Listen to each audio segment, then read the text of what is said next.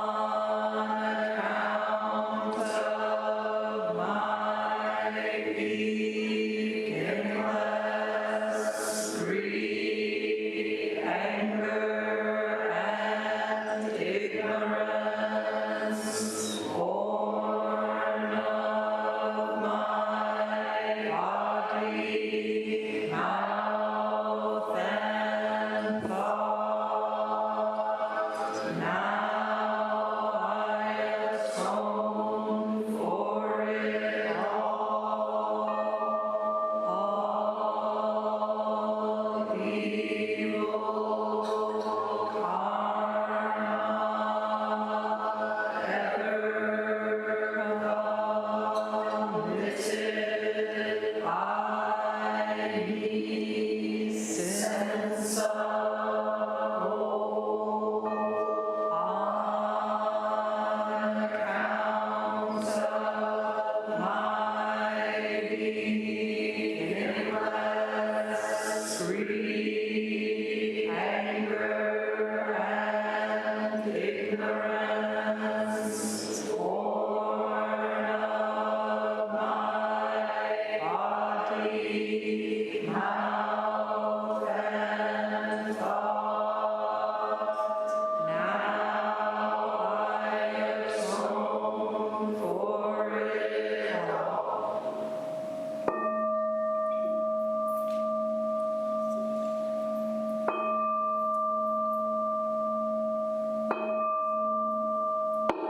Nakaya, 3 refuges.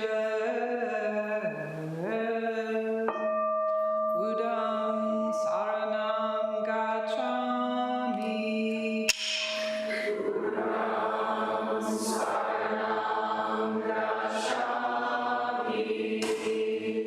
Dhammam saranam gacchami. Dhammam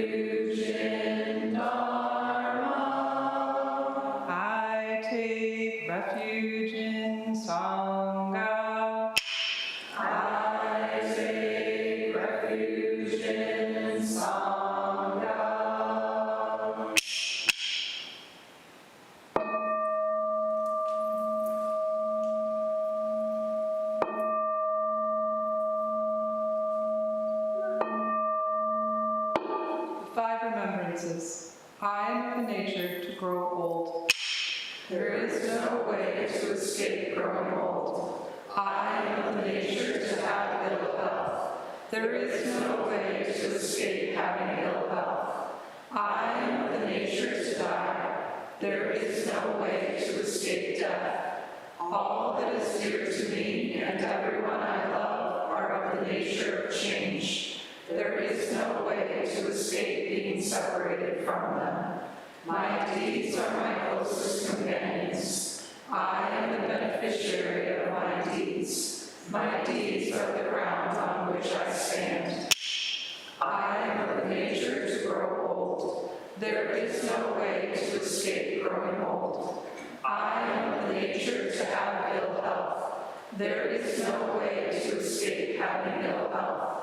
I am of the nature to die. There is no way to escape death. All that is dear to me and everyone I love are of the nature of change. There is no way to escape being separated from them. My deeds are my closest companions. I am the beneficiary of my deeds. My deeds are the ground on which I stand. I am of the nature to grow old. There is no way to escape growing old. I am of the nature to have ill health. There is no way to escape having ill health. I am of the nature to die. There is no way to escape death.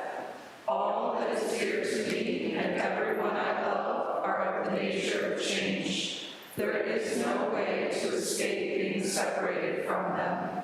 My deeds are my closest companions. I am the beneficiary of my deeds. My deeds are the ground on which I stand. This precious human life, rarely encountered, is easily lost. Now that I have life and opportunity, may I practice the Dharma wholeheartedly.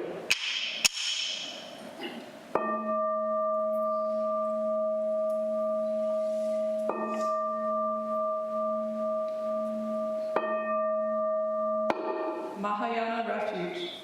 In my heart, I take refuge in Buddha, Dharma, and Sangha. May I liberate suffering beings and bring them to great joy. May the compassionate spirit of love grow within me, that I may actualize the great way. In my heart, I take refuge in Buddha, Dharma, and Sangha. May I liberate suffering beings and bring them to great joy. May the compassionate spirit of love grow within me, that I may actualize the great way. In my heart, I take refuge in Buddha, Dharma, and Sangha. May I liberate suffering beings and bring them to great joy. May the compassionate spirit of love grow within me, that I may actualize the great way. Invocation of the lineage. I give thanks for the guidance of my teachers. For the lineage of teachers before them, I give thanks and offerings for their devoted practice of generosity, moral discipline, patience, joyful effort, concentration, wisdom, skillful means, unshakable vow, spiritual powers, and awakened awareness for my benefit. May their years of life be lengthened, and may their vows be completely realized, and may I cultivate these perfections with their guidance. 7 practices of the Bodhisattva. I bow down in body, speech, and mind. I offer the best I have to give, both real and imagined, to fill the space between us. I regret and purify all transgressions. I rejoice in all virtues. I request you to remain until total enlightenment. I request wise and compassionate guidance. I dedicate my merit for the sake of all beings. Generating love and compassion. May all sentient beings be free from clinging and hatred. Being close to some and distant from others, how wonderful it would be. May this be accomplished. I will free them from clinging and hatred. Bless me to accomplish this. May all sentient beings enjoy happiness and the causes of happiness. How wonderful it would be. May this be accomplished. I will bring them happiness and the causes of happiness. Bless me to accomplish this. May all sentient beings be free from suffering and the causes of suffering. How wonderful it would be. May this be accomplished. I will free them from suffering and the causes of suffering. Bless me to accomplish this. May all sentient beings have the joy that has never known suffering. May they be free from clinging, hatred, jealousy, miserliness, doubt, pride, wrong view, ignorance, and dualistic thoughts. How wonderful it would be. May this be accomplished. I will bring them to this state. Bless me to accomplish this. Please stand for the Enmei Juku Kanagyo, which is found on page 6 in your liturgy book.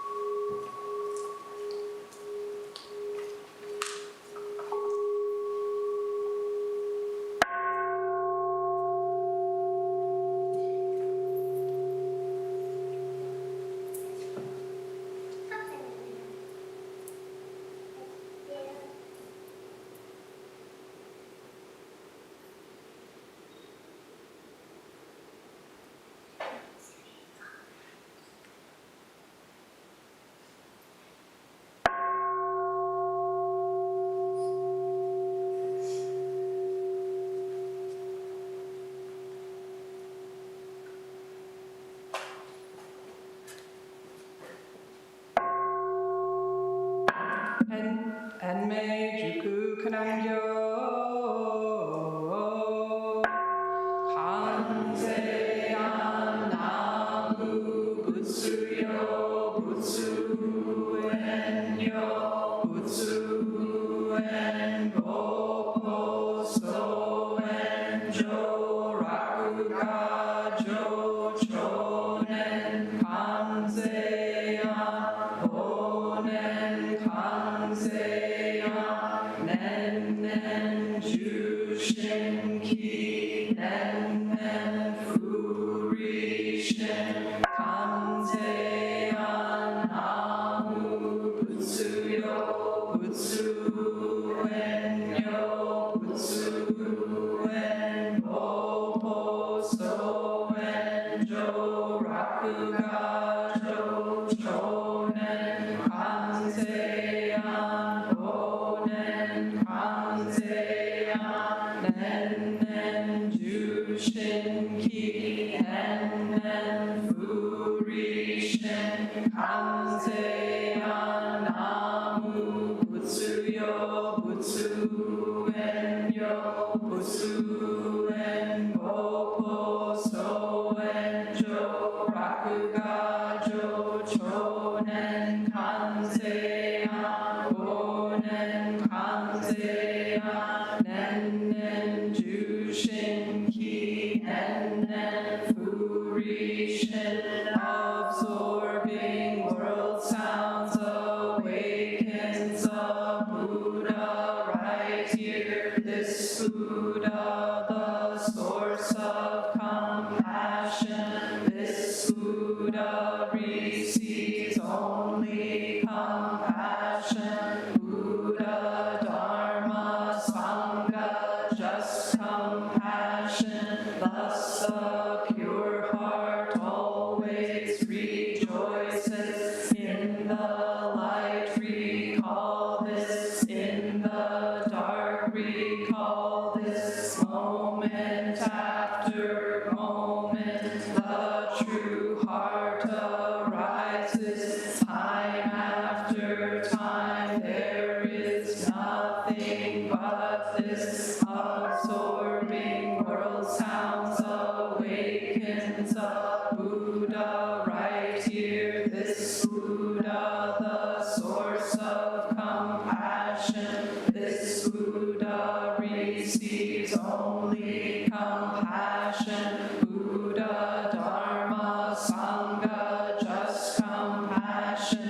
Thus the pure heart always rejoices. In the light recall this, in the dark recall this. Moment after moment, the true heart arises. Time after time, there is nothing but this absorbing world sounds awakens a Buddha right here. This Buddha, the source of compassion. This Buddha receives only compassion. Buddha, Dharma, Sangha, just compassion. Thus the pure heart always rejoices. In the light recall this, in the dark recall this. Moment after moment, the true heart arises. Time after time, there is nothing but this.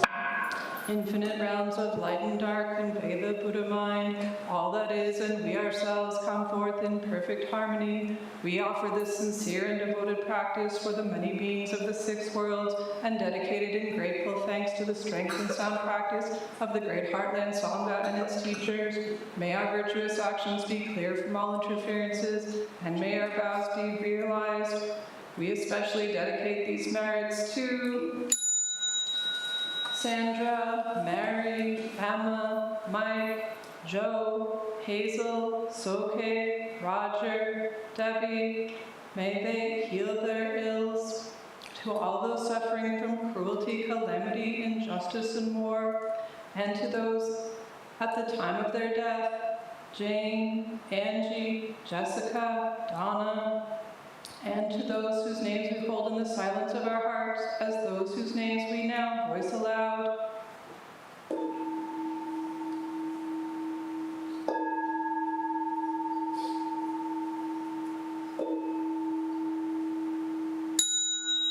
And we live in perfect peace with Buddha Dharma, and may we realize the Buddha way together.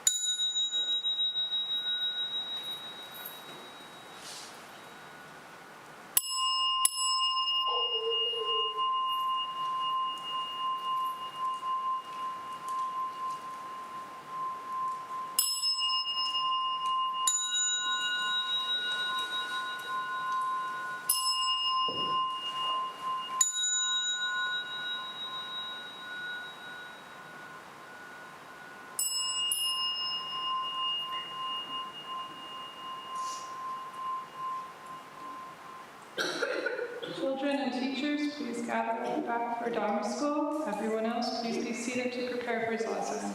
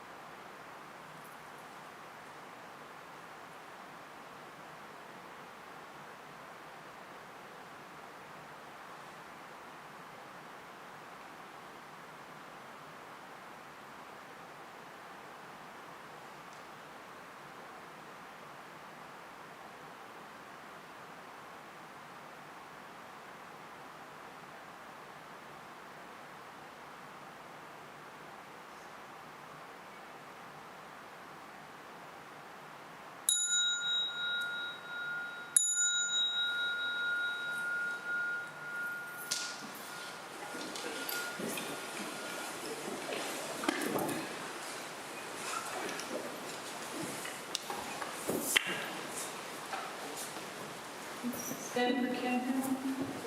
At the sound of the clappers, the first and third rows will turn to your right, the second and fourth rows to your left.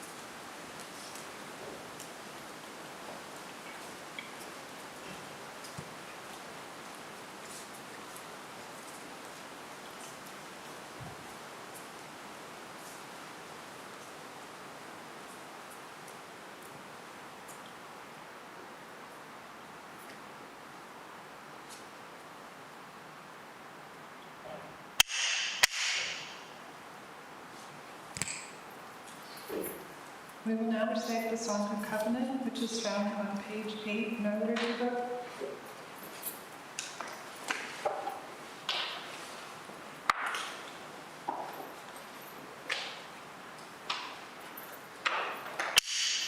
We, the Daishin Kokuji Sangha, with respect for the worth and dignity of each person, with wonder at the wisdom and compassion we seek to cultivate by practice, and with deep gratitude for the teachers of this lineage and our connection to one another, covenant to support each other by upholding the precepts of doing no harm, practicing good, and actualizing good for others. Please sit comfortably so you can face the teachers. We will recite the Gatha on opening the sutra, which is also found on page 8.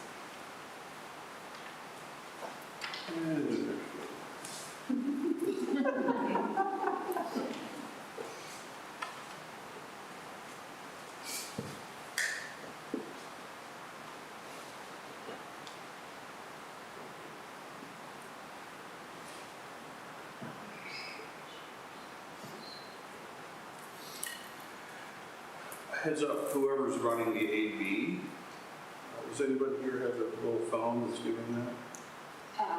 Kyocho's in the box. Or in that room. The timeout box? The timeout box.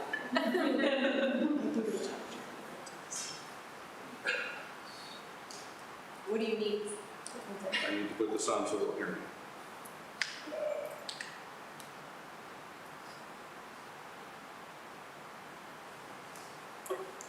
Forgive the breach in formality, but so ABT, so there's going to be moments during this talk that I'll cue when you're definitely going to want the overhead mics going so that folks virtually joining us can hear. So when we're just talking, not so much because it's too echoey, but at the right moment I'll let you know. This means start the Gatha.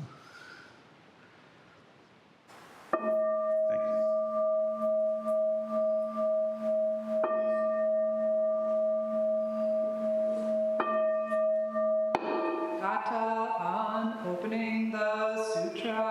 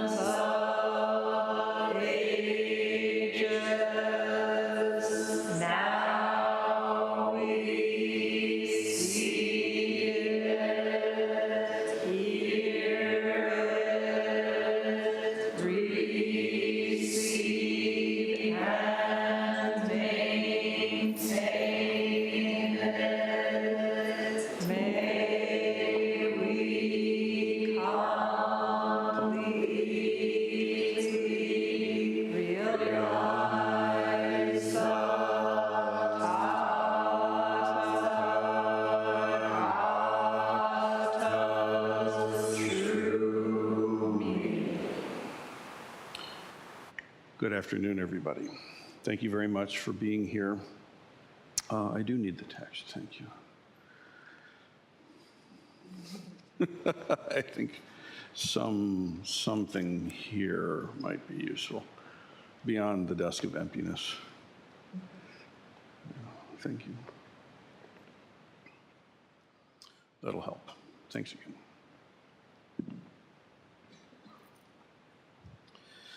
Okay. I can't really reach over there right now. Okay. Thank you. Okay. So I would like to introduce the new teacher here at the Buddhist Temple of Toledo. Yes. We haven't heard anything yet. But I'd like to do so using the gateless gate, a staple in our way of training. Case 16 may be familiar. It goes like this: the sound of the bell and the 7-panel robe. The main case. Master Unman said, the world is vast and wide like this. Why do we put on our 7-panel robe at the sound of the temple bell? Buman's commentary. Generally speaking, in practicing and studying Zen, it is most detestable to follow sounds and chase after colors. Even though you may become enlightened through hearing sounds and come to realize mind by seeing colors, that is just the ordinary way of things. No need to chase. People who do not know that for real, Zen monks, when they are riding on sounds and becoming one with colors, everything is clear, moment by moment. Everything is full of wonder, action after action. When you hear a sound, however, just tell me, does the sound come to the ear or does the ear go to the sound? Even though you have extinguished the sound of the temple bell and extinguished silence itself, what will you realize right here, right now? If you hear with your ear, you cannot realize it. However, when you hear with the eye, meaning your Dharma eye, for the first time, then it will become intimate. The verse. With realization, all things are one family. Without realization, everything is separate and different. Without realization, all things are of one family. With realization, everything is separate and different. So, a brief foray into some solid Dharma, I would say, about this. Then I would like to say a little bit about this and how it came to us and something of why this matters so much. And then we should like to do a formal bell welcoming ceremony. So first, some Dharma goodies. Master Unman said, the world is vast and wide. Why, O monk, do you put on the robe at the sound of the bell? Why, O Sangha member, do you come into the zendo at the sound of the temple bell? This is a very deep question. But remember, when a Zen master throws out a question, it may or may not be as it seems at first blush. Because if I don't, you'll not like me anymore. No, wrong, both wrong. Deeper, dear one, deeper. The world is vast and wide. In fact, part of the telling of the tale of how this magic item comes to us is the result of travel, which Sensei and I have been doing of late. The world indeed is vast. There's some good food in Portland. There's some neat antiques in Western Mass. From 30,000 feet up, things look different. And yet, here in this place at this time, why are you practicing? Why this? Why now? Why here? Now, to this Question. Master Mummon gives a comment. Generally speaking, in practicing and studying Zen, it is most detestable to follow sound and pursue colors. Those who have been following the recent Ango teachings on Lankavatara Sutra will recall that the I, mind, and consciousness and organ of perception and all of this is part of the root of how we are bound into samsara. The eye chases sight, the ear chases sounds. Clearly, this is something that needs to be tended to. We need to not be snared by.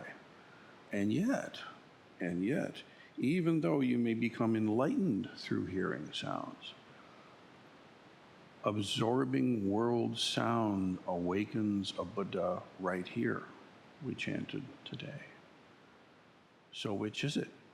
Is chasing sounds a big problem, thus we should stick our ears out and make them deaf?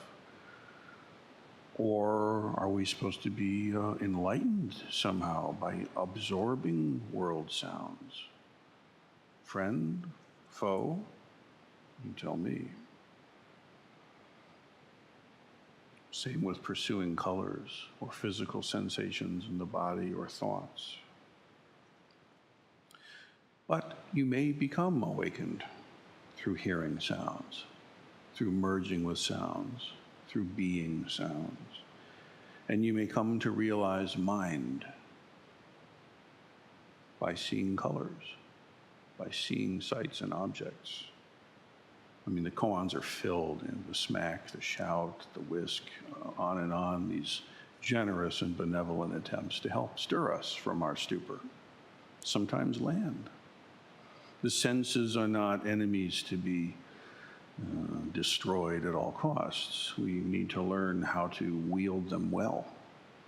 After all, the mind of awakening and the mind of everyday life is exactly the same. And yet, people who do not know that for real, realizing that coming to a realization is the ordinary way of things through the senses, how else would it happen? What other gate would there be? Eye, ear, nose, tongue, body, mind, man. That's the deal.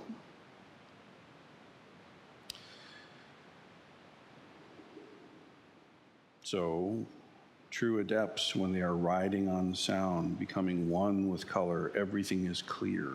Moment by moment, everything is full of wonder. Everything is fresh and new, action after action after action. Somehow these teachers are really going to great efforts through the centuries, cultures, and language to point us to this intimacy of the very moment we're in now.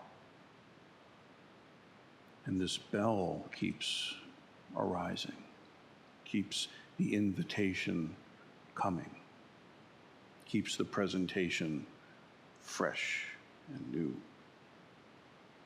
So when you hear a sound, though, tell me, does the sound come to the ear or does the ear go to the sound? You may recall the wind moves the flag. No, the flag's moving the wind. Which? So whenever when a binary paradox is plopped in front of you, don't just jump on the hook right away. It too is an invitation. To what? To what?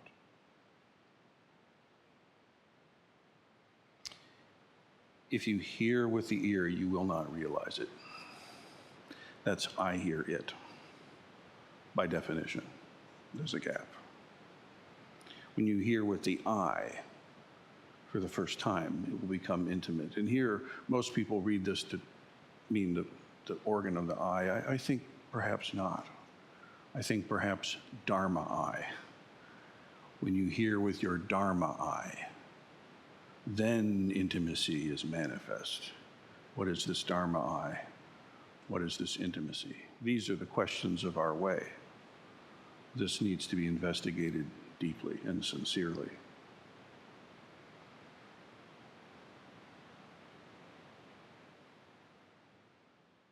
So, this business of extinguishing the sound of the temple bell, this business of realizing the self through sound. This is nothing new. This is not an invention of 21st century Toledo life. This has been with us for a long time. So, pilgrimage, travel, journeying elsewhere, tasting the tea, smelling the incense of a different place. This is very healthy. This is very good. This is good practice, good medicine. And so Sensei and I recently traveled to Portland, Oregon, and about an hour north to Great Vow Monastery in the White Plum lineage. That's Chosen Bay's and Hogan Bay's shop. Worthy teachers, very strong, solid place of practice. I recommend it highly. And there we gathered with 50-some Generation X teachers who hold authorization and empowerments in any of the various Buddhist lineages, and there are more than you'd think, to take counsel and to share stories and joys and sorrows and talk shop, mostly to have fun, to find peership. One of the things that I found there was a really great bell that is theirs.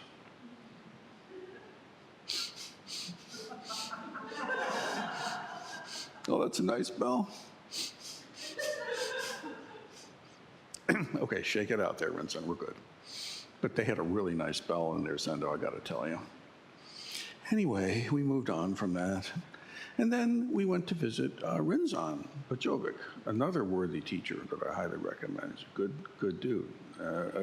The Great Vow, like us, is a Soto and Rinzai kind of fusion menu. And Rinzan is a pure Rinzai lineage, a worthy, capable teacher as far as I can see. I recommend his teachings. And they just did this amazing thing you can't do. Very few in our generation have actually done this, where you create a building or buy a building and renovate it and make it a fixed thing. That's really hard to do. He's doing that. They bought a church, renovated and changed it, and they have a really nice bell. Like, it was really a nice bell. I mean, I love our little bell. It's really nice. I mean, you all think that's a large bell, but like, I kind of secretly know. You know, it's been good. It's been lovely. It really is. And we're going to stay connected. It's all good. But man, Rinzan had a nice bell. Oh, and he had the stand. They both had the right stand. Oh my God. And the striker that these guys had. Like, whoa, that's a striker. It's really nice. I thought, I'll never get such a thing. You know, where would you ever come upon it? I'm so happy. I managed to get myself around to rejoice in their fortune and the merit. And, you know, I'm leaning a little heavy into it because of the way things turned out. But I did notice, factually, the sound. Because in my training, when I was, you know, back in the Bronze Age, a teenager, and we began my formal training, I mean, there was a serious bell in the shop. And it was like, it really was instrumental to me. I mean, I'm a musician, you know, so sound is kind of like a thing for me. For others, it might be other stuff. But this journey came and ended, and then we went to the Berkshires, Western Mass, to pick up Ryuka. She got a Kripalu yoga teaching certification, which she's all happy about, and it's fun. Her mom did that back in the day as well. And God, the drive is so hard now. I used to drive like nothing. I would get in the car, pack the kid, the wife, the stuff, drive all the way further than Western Mass to the coast itself, land in Session and rock hard. I could do that. That's gone. That's like, that is not the case anymore. I'm like, it's been an hour. Oh my God. Yeah, I gotta stop. Sorry, honey, I gotta stop. Oh, well. But we got there, and you know what? We decided, look, we've got to land somewhere. Sensei consulted the Oracle of Google, found us the Red Lion Inn, I think it was, in Stockbridge. Sure, land there. land somewhere, you know. And we woke up the next day, and it turned out, as we went to get a morning coffee, there was this inconspicuous little driveway with a little sign that said Asian Antiques. Personally, I was more interested in the vinyl record store down the way, but I thought, well, then we'll check that out too. That'll be fun. See that before we go, unless we don't. You know. So needless to say, it wasn't planned, and we didn't know what it was. But I'll tell that story in a minute. No, we'll tell it now. We decided to walk in and take a look. Ryuka decided to sleep in wisely, because what we thought was going to be a 10, 15-minute look around a shop, we're not really purchasers per se, wasn't like that at all. We walked into a warehouse, something the size of the Sendo. And, you know, the initial things that you saw were interesting, but kind of garage sale-y and not necessarily, you know. I've intersected with Japanese culture a couple of different ways pretty thoroughly, and I'm not particularly enamored with it. If you were, this would be a shop of delights. However, the further I got into the space, the more intense the vibration became. The more the hair on the back of my neck, such as it is, stood on end. My hara starts going, whoa, pay attention here. And kind of coming around the corner, it's like piles. It's like the wand shop in Harry Potter. There's stuff everywhere. Leaning over, you know, it's all Japanese stuff. But there was the temple kind of stuff.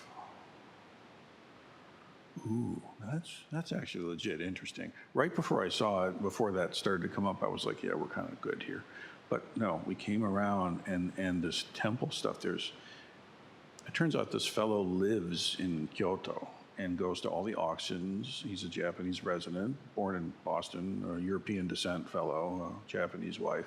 That's all he does is go to auctions, buy stuff, bring it back, sell it to museums. That's an interesting gig.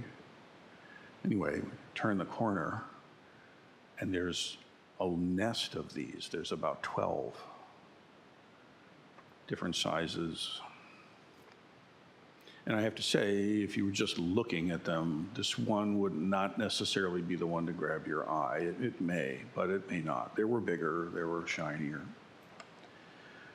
But as soon as I saw this one, I was like, ooh, what's this? You know, the Geiger counter started ticking, tick, tick, tick, tick, tick, like for real. Made my way around the caverns, got there, and I gave it a hit. Carefully, I don't know what it is yet, how fragile or stable or what, if this is okay in the shop, you know. But it was like, whoa, and as soon as I heard that sound, it was the same exact sound from my own training. It was the same exact sound, Rinzan and other places. This is a real temple bell. Turns out, she comes from the 19th century, probably 1880.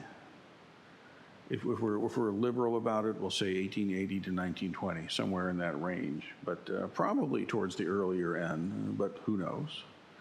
Definitely within that range. We think more likely than not an actual Kyoto temple bell that has seen duty, has done long years of service, right? This bell needs no awakening ceremony. This bell was doing its job long before my parents were born, and probably yours. So I gave it a sound. I was like, now I'm scared. What's it gonna cost?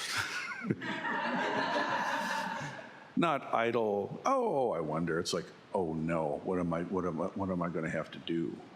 Because see, once in a while, dharmic things happen and you can't really legitimately say no. It's like this defies the budget. This is not planned, but this is a dharmic unfolding that starts to happen, you know. And in the midst of it, this bell is beckoning, inviting me. And so we start to connect. And so internally, I just kind of made the decision, I'm going to just max out what card I have. And this is a real bell. And I started talking with the shopkeep. The people that buy these things are extraordinarily wealthy folks, and it's going to end up in an apartment or a condo somewhere in the city. I'm going to put a flower in it. I know it's a little cringy, but people harvest this culture and do things with it. Or in a museum, to be stared at but never touched again. You do that to a nice guitar, you kill the guitar. The guitar needs to be played. You know, you want to kill a really nice guitar, quit playing her. It's horrible. So like this. That's why when I connect with this, I can tell this bell has done a lot of work. Now, there was another interesting figure who showed up. I mean, this really reads, you couldn't write this and have it be believable, but as it happens, I'm there in the shop, and now I'm like, oh, okay, I'm just going to make this happen because there's a certain feeling like that make buildings like this actually occur, or that pendant, or et cetera. There's things that have to happen. But this bald-headed, 70, 80 something year old, big eyebrows, clean-shaven, bald, jean pants, jean top, with a certain kind of gaze, and walking with a certain amount of hara, I might say, that I can see. This dude starts walking up the driveway, and I'm like, what is going on here? So I'm talking to Manny, who's it's his shop, and I'm like, who's this guy? He's like, oh, he's a tea master. Well, of course he is.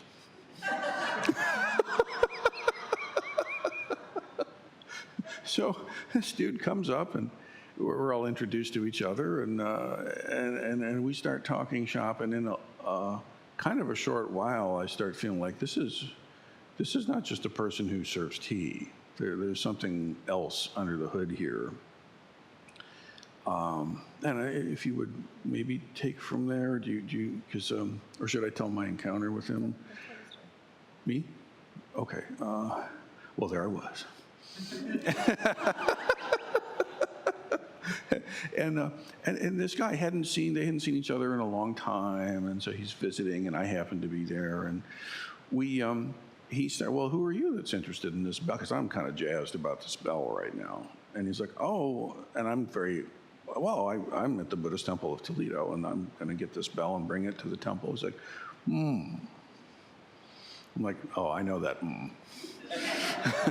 Don't you be giving me that. I'll give right back at you. Who are you? I was like, who are you? Now it's on. So we do a little bit of Dharma jousting. I won't go into the details, but you're trying to sense who's in the room here, you know. In any case, a deeply seasoned practitioner. Turns out who the teacher was? Sasaki. Yeah, Sasaki Roshi. So he studied with Sasaki Roshi for 40 years. Started training in 1968. Just as a reference, okay. This is somebody who's, Sasaki famously lived to 107, never transmitted to anyone. So he got a little cross with me when I identified him as a successor. Oh, you can't say that. He didn't transmit. So a practitioner of some depth, we'll say. So, and then, we went back and forth a bit. Things became clear. And then he said, I must serve you tea. I said, well, that sounds great, to celebrate the bell for the temple. So now, meanwhile, the sensei here has studied tea formally with Urasenke, and I told him a bit of the story of how at our wedding day, at the reception, we had a red thing, and Doan served in the white gown. It was great. It was great, also in New England, and served tea to me and to our parents both. It was really lovely. First time a Western woman or a Western wedding ceremony had formal tea in it, I guess. It was a splash in the tea papers back in the day, apparently. So, I'll pick a bowl, Sensei was invited to go and pick a bowl, and then it ended up a very informal tea, but myself and Sensei, and then Ryuka comes bounding in, she's ready. She shows up just in time to sit down, so the three of us there, and then this deeply seasoned, wandering person starts actually serving tea, and it's obvious they've got some chops. In a very informal setting, there's a way to do it, they're doing it. It's amazing. So, serves tea. We have a beautiful conversation about Sangha life and practicing and troublesome times in his training and the shock that there are this many people in Ohio. And I'm like, do not underestimate Ohio, bro. We are not the only shop in Ohio, and there are places of serious practice here, and yes, we are one. Come out sometime if you want. And so we served tea, and so I ran it through. Sorry, honey, and no need to apologize. We just have to deal with it, and got the thing, and we'll pick it up tomorrow. And so now, how do you fit this in the car that was already packed to the gills before we pick up the 24-year-old daughter coming home from a yoga experience? Well, we made it work. Pack it all in there, drive it home. So these bells, these are not, in our experience together as a community, this is not just Japanese or Asian fetishizing items. This is not just a collector trying to have cool things in the cabinet to show off, This is sacred, communal expression of the most intimate, personal awakening possible. Spirituality, as I often say, is our own individual encounter with the numinous, our own individual experience with the Dharma of awakening of true nature. And the religious part is the communal language that enables us to all gather and find some way to drive on the same highway. If everybody improvised their own rules of the road, no one's going anywhere. And it's the same in community. Our community happens to be focused around awakening and Kensho and practicing the precepts and compassion and so on. So this bell is really an important catalyst and component of this sacred shared experience that together we all create. In my own training, there were so many times that I would be deep in the belly of a session, crushed by the weight of my own thoughts, comparing and contrasting Aquinas and John of the Cross with Dogen and Hakuin, going on and on and on and on. Horrible fate, right? Really putting myself through all kinds of needless suffering. And then this sound. At once, all of that was just gone for at least for seconds. In time, for more than seconds. In time, the sound of this bell became a major entry gate for me in my own journey. And it's not just me. And it's not just the sound of metal, the hon, the sound of wood, the air element, the incense that we use. It's the same, the incense that we use here is exactly the same incense that has been throughout my entire 40 years of training. Maybe 40 decades, depending how you think about these things. So this sacred sound, that the sacred space of the temple, like this room, right? This is a crazily amazing room to be in, isn't it? I mean, just for those of us that are here a lot, maybe we forget about it. When you get a new car, oh, my car, wow. And after a while, it's just the car. But we need to stay awake to the fact of how amazingly lucky we are and privileged to have a space like this to get together and do Dharma, right? I mean, that's amazing. Really, travel around a little bit, you'll see this is a really difficult thing to pull off. And we need to stay vigilant about this. There are many deeply realized and sincere teachers that causes and conditions never met in this way, and bless them all. I bow to them all. But the way the space is set up is not random. It's informed by the traditions and the cultures, the Indic, the Chinese, the Tibetan, the Japanese. In our case, these are our primary lines. And yet it has to be something that fits us here and now. So we have big windows. There are chairs. There's a snack table. Kids are welcome, very welcome.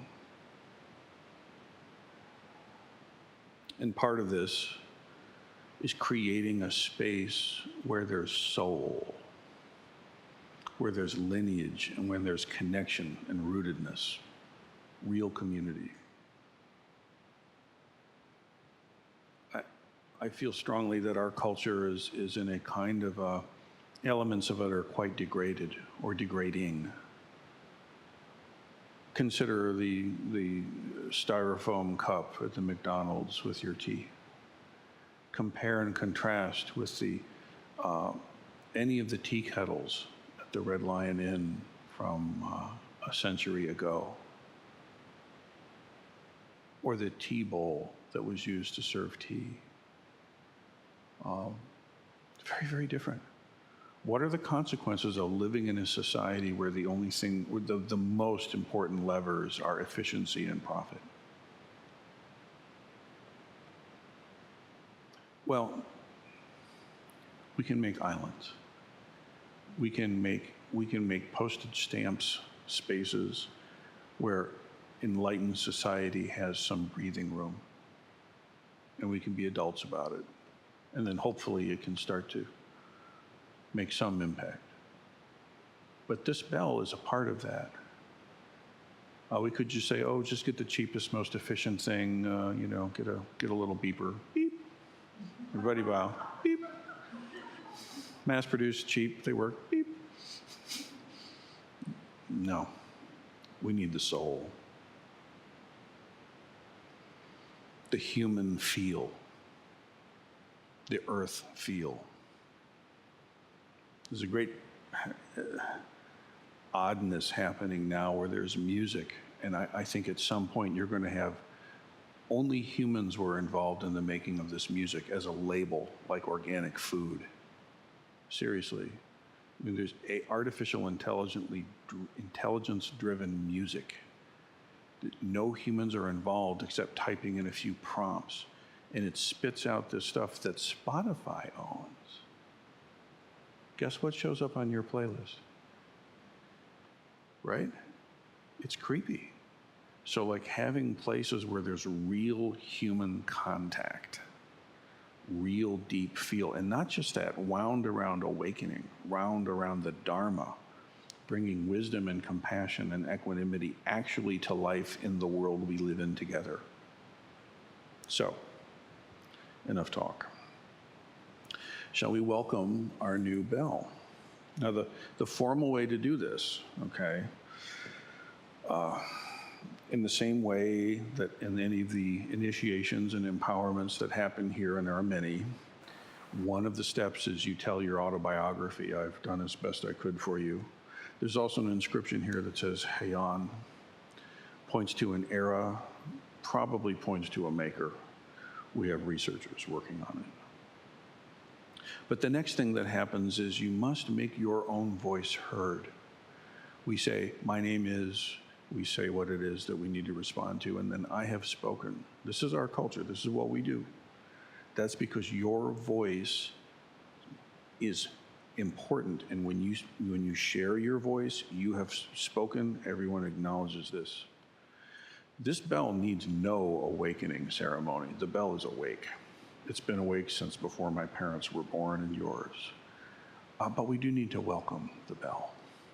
So I'm going to ring this 3 times with the kots, and then once, and I'm just going to let it ring. And my invitation to you is to really just absorb the sound of the bell.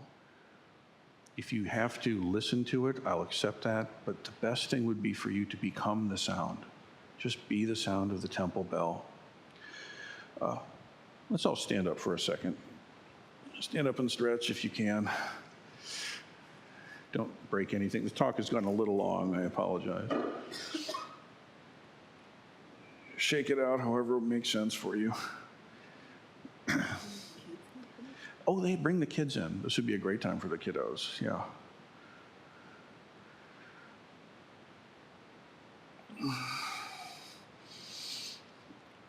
Okay.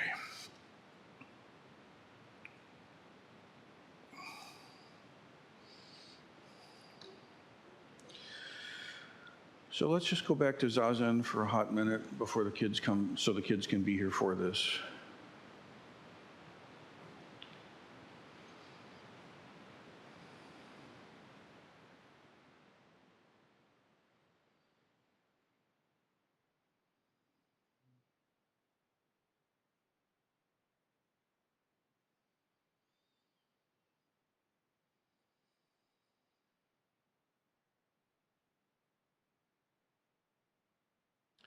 If there's any way we can suffer to turn off the fans, that might be helpful.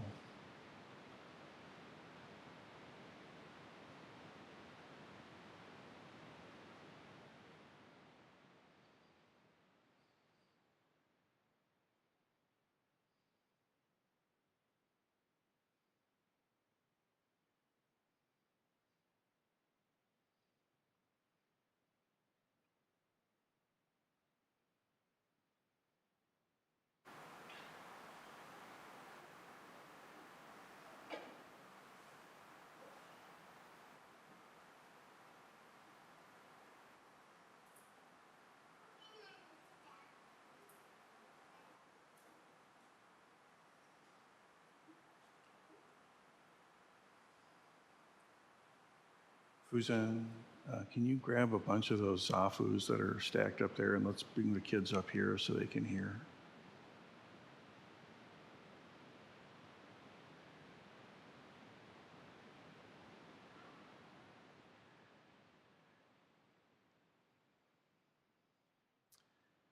Let's get the Dharma School kids right up here if we can. Yeah, come on, guys. Ooh, look at the plant.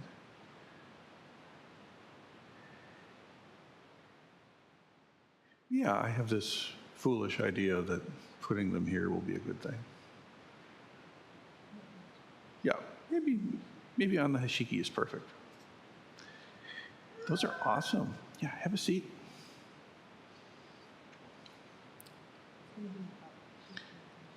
Yeah, everybody on the hashiki. Here we go.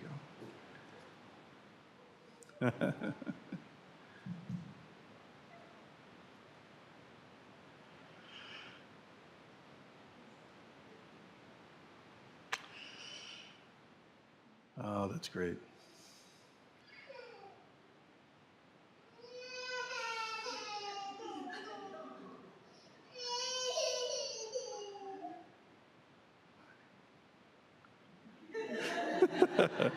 All right, everybody, here it comes. Oh, yeah, overhead mics. Now's the moment. This is our new temple bell. Isn't it amazing? Wait till you hear. Here we go. Ready? 1, 2, 3. Okay, there's the real one. That's a session joke. Yeah, inner circle of silliness. Okay, 1. Okay, here we go. Just listen.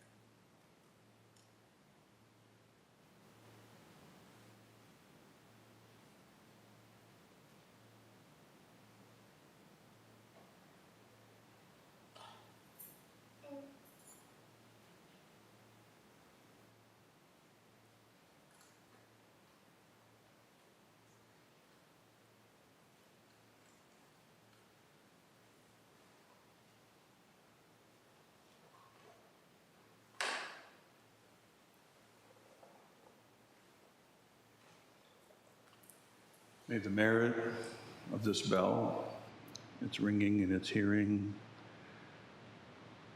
go to all those who need it most. May it nourish this Sangha, all Sanghas throughout space and time, for the sake of all beings. May it be so. Let's go right to the 3 bows, please, to conclude. We've run a bit long.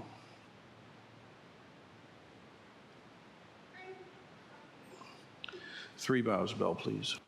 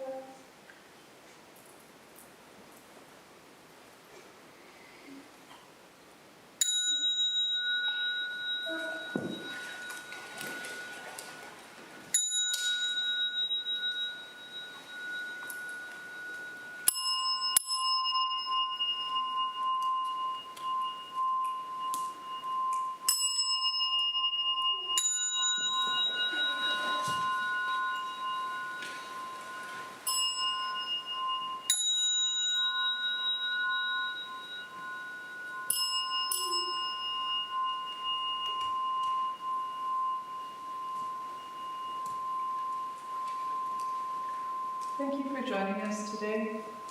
Please, any visitors, or will everyone please stay after for socializing until we're done? There are a few announcements. My name is Jakai. And for those of you who are visiting temple for the first time, this is a very rare opportunity to welcome the